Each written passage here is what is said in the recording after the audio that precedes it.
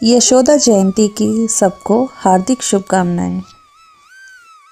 फागुन माह के कृष्ण पक्ष की षष्ठी तिथि के दिन मनाई जाती है। इस दिन को माँ यशोदा के जन्मदिन के रूप में मनाया जाता है। इस दिन माँ यशोदा के साथ साथ भगवान श्री कृष्ण की पूजा अर्चना करने का विधान है। यह व्रत सभी माताओं के लिए बेहद महत्वपूर्ण माना जाता है। ऐसा कहा जाता है कि यशोदा जयंती के दिन जो माताएं व्रत रखती हैं उन्हें संतान सुख की प्राप्ति होती है। यह व्रत संतान की लंबी उम्र के लिए रखा जाता है। इस दिन व्रत रखने से जीवन में चल रही सभी समस्याएं दूर होती हैं, साथ ही सुख शांति का वास होता है।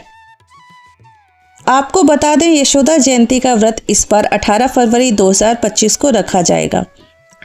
अब ऐसे में यशोदा जयंती के दिन जो माताएं व्रत रख रही हैं उन्हें व्रत कथा ज़रूर पढ़नी चाहिए।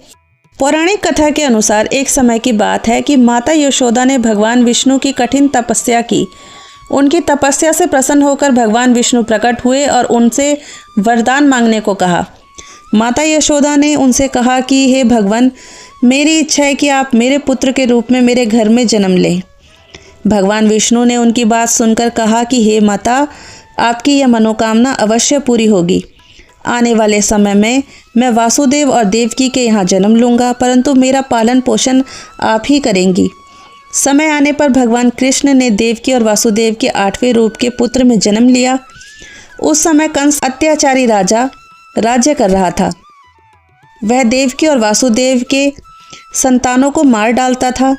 इसीलिए वासुदेव भगवान कृष्ण को नंद और यशोदा के घर में छोड़ आए। माता यशोदा ने भगवान कृष्ण का पालन पोषण किया।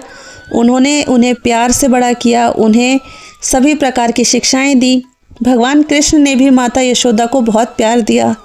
उन्होंने उनके साथ अनेक लीलाएं की और उन्हें हमेशा आनंदित रखा।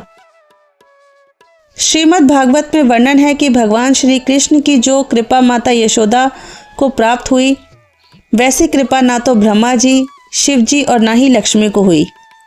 माता यशोदा ने भगवान कृष्ण को अपने पुत्र के रूप में पाकर जो सुख आनंद प्राप्त किया वो अविर्णनीय है।